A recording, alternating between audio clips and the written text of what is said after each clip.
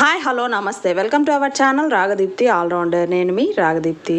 ఈరోజు మనం పచ్చి పులుసు ఎలా ప్రిపేర్ చేసుకోవాలో చూద్దామండి. చింతపండుతో నేను ఆల్రెడీ మన ఛానల్లో అప్లోడ్ చేశాను, బట్ ఇది మా అమ్మ స్టైల్ చింతపండు పచ్చి పులుసు అండి. సో చాలా టేస్టీగా ఉంటుంది, మీరు ట్రై చేయండి. ప్రాసెస్ స్టార్ట్ చేద్దాం పదండి. ముందుగా చింతపండు నానేసుకోవాలి, పులుపుకి తగ్గట్టు మీకు కావాల్సినంత నానేసుకోండి. తర్వాత అందులోనే కొద్దిగా ఉప్పు, చక్కెర, నేను ఇక్కడ రాళ్ళు వేసాము, నానబెట్టుకోండి. తర్వాత కడాయిలో కారానికి తగ్గట్టు పచ్చిమిర్చి వేసుకొని కొద్దిగా ఆయిల్ వేసి బాగా ఫ్రై చేసుకోండి.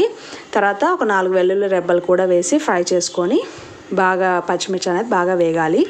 లాస్ట్ దించేకి ఒక 2 నిమిషాల ముందు జీలకర్ర వేయండి, ఎందుకంటే జీలకర్ర వేగడానికి ఎక్కువ టైం పట్టదు కాబట్టి. సో లాస్ట్లో యాడ్ చేసి ఒకసారి ఫ్రై చేసేసి స్టవ్ ఆఫ్ చేసి వీటిని చల్లారనివ్వండి.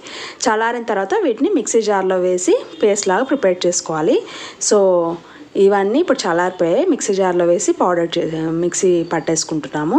తర్వాత ఇప్పుడు ఇందాక ఇలా మిక్సీ పట్టుకోండి, కొద్దిగా గచ్చా పచ్చాగా ఉంటేనే బాగుంటుంది. తర్వాత చింతపండు నానేసుకున్నాం కదా, అదంతా ఇలా పిసికేసేయండి.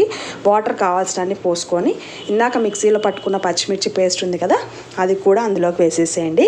తర్వాత సన్నగా తరుక్కున్న ఆనియన్ కూడా వేయండి. ఇప్పుడు చూడండి వాటర్ వేస్తున్నాం కావాల్సినన్ని. తర్వాత సన్నగా తరుక్కున్న ఆనియన్ కూడా వేసి ఇలా బాగా పిసికేయండి. సో వాటర్ ఎన్ని వేయాలంటే మన పులుపుకి తగ్గట్టు ఉంటుందండి. ఒకసారి టెస్ట్ చేసుకొని పులుపు ఎక్కువ ఉంటే ఎక్కువ వాటర్ వేయండి, లేదంటే తక్కువ. అలా మిక్స్ చేసి పెట్టుకున్నాక ఇప్పుడు తిరగమాత వేయాలి. సో స్టవ్ ఆన్ చేసి కడాయి పెట్టి కొద్దిగా ఆయిల్ వేసి ఆవాలు, జీలకర్ర, కొద్దిగా కరివేపాకు, ఒక ఎండు మిరపకాయలు ఇలా కట్ చేసి వేసుకొని ఫ్రై చేసుకొని ఈ చింతపండు పులుసులోకి వేసేసి బాగా మిక్స్ చేసుకుంటే మన చింతపండు పచ్చి పులుసు రెడీ. అన్నంలోకి ఇది చాలా టేస్టీగా ఉంటుందండి, మీరు కూడా ట్రై చేయండి. మీకు నా వీడియోస్ నచ్చినట్టయితే please like, share and subscribe to my channel Ragadeepti all rounder. Thank you so much for watching this video. Have a nice day.